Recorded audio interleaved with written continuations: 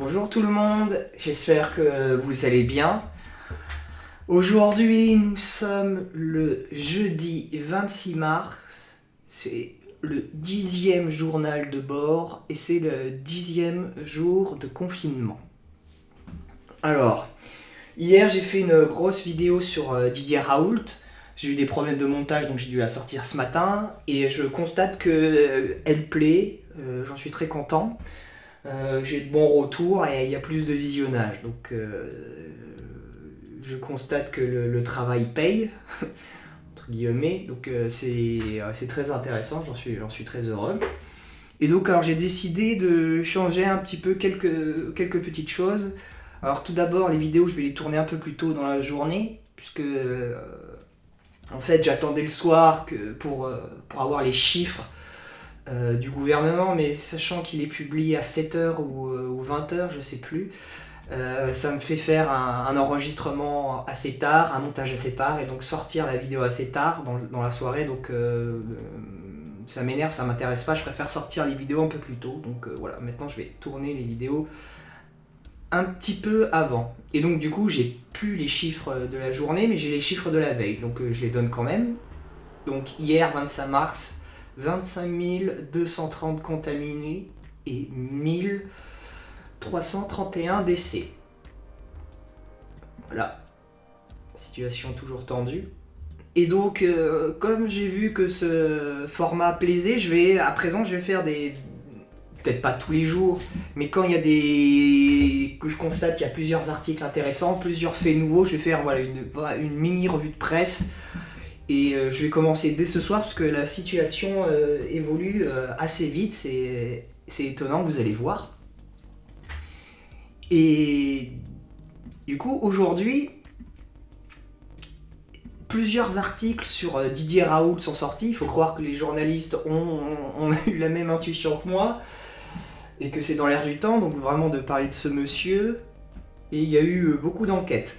Alors voilà, les journalistes, ils ont plus de moyens, plus de temps que moi forcément, donc ils sortent des informations bien plus profondes que moi, mais qui vont à peu près dans le même sens que ce que je disais hier.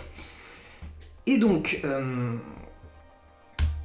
il y a un article notamment qui est très intéressant, c'est celui de Marianne, que je vais mettre en description. Et cet article fait la généalogie des contentieux qu'il y a entre Didier Raoult et le milieu médical parisien. Milieu médical parisien qui, en l'occurrence, est incarné par Agnès Buzyn et son mari Yves Lévy. Et donc ce conflit remonte à assez longtemps et on apprend des choses très très intéressantes. Notamment que Didier Raoult a critiqué l'engagement de fonds colossaux dans la recherche d'un vaccin contre le sida. Il critique le fait que c'est, selon lui, en tant que chercheur, c'est un fantasme et que ça coûte des milliards pour un vaccin qui n'arrivera certainement jamais. Ça, c'est des choses que j'avais entendues depuis très longtemps, et vous le savez sûrement, le virus du sida, de par sa nature, est un virus qui rend très très très très difficile, voire quasiment impossible, la création d'un vaccin. Et donc pour Didier Raoult, dépenser des milliards là-dedans, c'est vraiment à fond perdu. D'autant plus que voilà, il y a plein de maladies qui existent et qui ont besoin de financement. Et donc il a critiqué ça ouvertement et ça a scandalisé Yves Lévy. Ça l'a d'autant plus scandalisé que lui, c'est son domaine c'était un peu son cheval de bataille, son domaine de prédilection, la recherche d'un vaccin contre le sida. Voilà, donc on voit toujours que Yves Lévy est proche de ses intérêts. Après, en même temps, pour être honnête, Raoult est proche de ses intérêts aussi. Faut pas être naïf non plus. Raoult aussi a eu des critiques vis-à-vis de l'INSERM. Et notamment il a fait une critique qui expliquait que quand on envoie des données importantes à l'INSERM, il fallait plus d'1 an et demi à l'INSERM pour qu'elle produise un rapport. Voilà. Donc ça rejoint encore la news que je vous avais expliquée hier, comme quoi l'INSERM voulait faire des tests sur la chloroquine, mais dans 6 semaines. Voilà, toujours Donc en fait, ça a l'air d'être une tradition à l'INSERM, la pesanteur, la lenteur. Et ça faisait... Ça, Didier Raoult, il est très critique vis-à-vis de ça. Donc la news, comme quoi il fallait 6 semaines pour faire les tests, ça a dû lui faire péter un plomb, j'imagine. Donc il y avait aussi cette histoire sur les statuts des IHU. Donc là, Marianne revient un petit peu en profondeur là-dessus, je vous en avais parlé hier. Et alors, il y a vraiment une bataille d'intérêts autour des statuts des IHU. Les IHU avaient un statut particulier, un statut de fondation qui permettait à des fonds privés d'être injectés dans les IHU. Et ça leur donnait donc une certaine indépendance vis-à-vis de l'INSERM, qui était dirigée par Yves Lévy. Et donc Yves Lévy voulait changer ça, a essayé de changer le statut pour avoir plus de poids sur eux. Et il a essayé de le faire via sa femme Agnès Buzyn en 2017, mais visiblement ça a capoté. Et donc globalement, voilà, Marianne explique bien que Didier Raoult est l'incarnation des tensions qui existent entre Paris et sa périphérie dans le domaine de la recherche médicale. Voilà. Alors moi, là c'est un avis purement politique que j'ai. C'est vrai que la France, elle est un peu parasitée par Paris. Tout est concentré à Paris. Et que ce soit dans quasiment tous les domaines. Et c'est assez handicapant pour notre pays.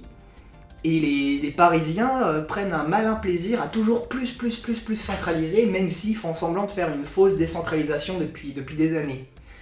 Et là, on voit bien que du coup, Didier Raoult est obligé de se battre contre cette hyper-centralisation pour faire vivre son IHU à Marseille.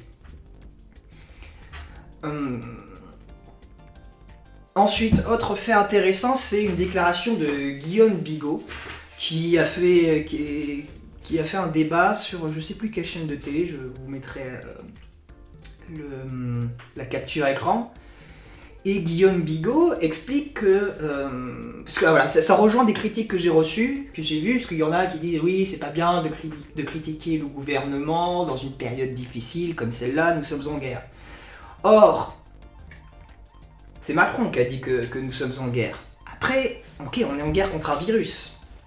Un virus, c'est pas quelque chose d'intelligent, c'est pas quelque chose qui va changer de stratégie en fonction des divisions des uns et des autres.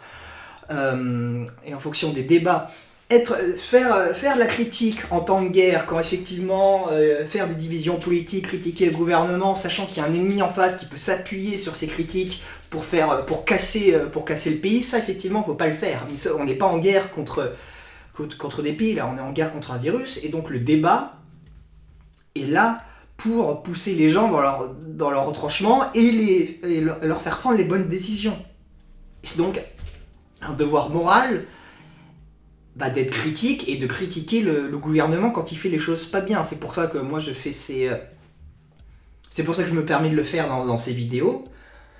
Et c'est pour ça qu'il faut le faire. Et tous les gens qui disent « Ah, faut pas critiquer », non, vous avez rien compris. Arrêtez de... Là, vous faites juste les chiens du gouvernement. Soyez critiques. Ne vous laissez pas avoir.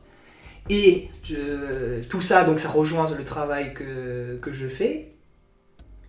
Et ça porte ses fruits. Là, vous allez le voir tout de suite. Donc ça, c'est Guillaume Bigot qui faisait une petite déclaration comme ça à la télé, que j'ai trouvé intéressante et intelligente. Je vous la mettrai en lien. Et donc, ces critiques portent leurs fruits. Parce que, attention, roulement de tambour, le devoir critique et la pression que les médias sociaux ont fait sur le gouvernement a marché. Et oui, le gouvernement vient un décret, vient aujourd'hui d'officialiser il généralise le recours à l'hydrochloroquine et il autorise même la vente au public. C'est quand même assez fou. Alors je vous mettrai le décret en lien dans les sources. Donc c'est le décret numéro 220. Pardon. Le décret 2020-314. Et donc, alors, c'est un décret qui, comme je vous disais, qui généralise le recours de l'hydrochloroquine et sa mise en vente au public. Et c'est quand même... Je peux pas m'empêcher aussi de souligner un petit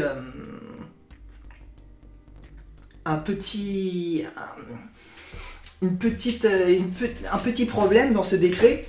Je vous rappelle juste du coup que Yves Lévy est au Conseil d'État, donc il a encore un gros poids au niveau du gouvernement. Et Yves Lévy, comme je vous disais, est spécialisé dans tout ce qui est vaccin et recherche contre le sida. Et le gouvernement, du coup, a mis dans ce décret, qu'est-ce qu'il dit exactement? Attendez, je retrouve le passage exact. Il préconise plus ou moins l'association de la chloroquine avec des antiviraux, le lopinavir et le ritonavir. Donc, alors il se trouve que ces antiviraux, donc eux, sont pas forcément très efficaces, parce que selon des études chinoises rendues publiques le 24 mars, ce sont des médicaments qui à la base sont destinés à lutter contre le VIH. Ah, comme par hasard, le même domaine de compétences et de recherche de Yves Lévy. Donc ça, à mon avis, les journalistes, il y a peut-être un truc à chercher là-dessous. Et ces antiviraux, eux, ne donnent aucun résultat, selon cette étude chinoise, et eux produisent réellement des effets secondaires, contrairement à la chloroquine que les médias ont défoncé depuis plusieurs jours, et qui vient finalement d'être autorisée. Donc voilà, pourquoi le gouvernement d'un coup il résiste comme un fou avec la chloroquine, et là il préconise des antiviraux, en même temps qu'il valide la chloroquine, il préconise des antiviraux, comme ça, qui sortent de nulle part, et qui semblent avoir pas de résultats, et qui emmènent des effets secondaires. Tout ça c'est intéressant, il y a des questions à se poser. Alors encore une fois, là je vous donne l'information, je vous mettrai tous les liens en source, et vous faites votre propre avis. Et donc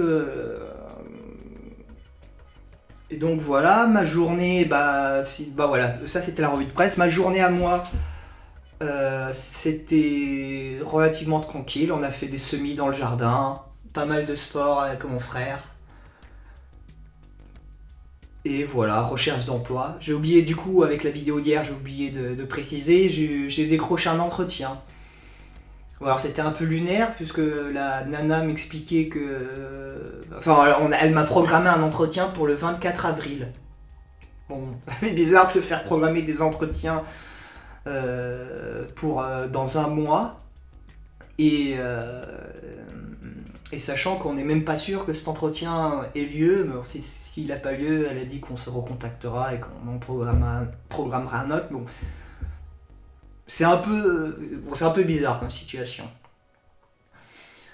Bon, sinon, voilà, j'espère que vous allez bien, encore une fois, comme je vous ai dit. Et voilà, la vidéo est finie. Encore une fois, renseignez-vous, n'ayez pas de scrupules à critiquer ce gouvernement, parce que ça marche. Vous voyez, la chloroquine a été autorisé. Ça a aussi été autorisé parce que c'était devenu intenable, parce que tous les pays du monde se mettaient à l'utiliser. La France aurait été le dernier pays à pas le faire. Bon, le gouvernement, c'est pas la première fois qu'ils auraient fait une telle chose, être les derniers dans cette crise. Mais voilà, ça a marché. Donc continuez à être vigilants, ouvrez les yeux, informez-vous, et soyez objectifs. Mais par exemple sur Didier Raoult, soyez objectifs aussi. Rendez-vous compte que ce que je vous disais tout à l'heure, c'est que voilà, il y a une bataille d'intérêts entre lui qui a une vision décentralisée de la recherche médicale, et les Parisiens qui ont une vision centralisée de la recherche médicale. Donc Didier Raoult a des intérêts aussi à défendre, et il ne faut pas être béat face à lui. Je sais que j'ai donné des faits qui ont été plutôt positifs pour lui, mais il faut savoir garder le recul sur lui aussi. Je pense que c'est quelqu'un de compétent qui fait des choses très bien, mais il ne faut pas être béat et tout accepter de lui non plus sans rien dire. Il faut être objectif. Voilà. Donc voilà, je vous remercie, prenez soin de vous et je vous dis à demain.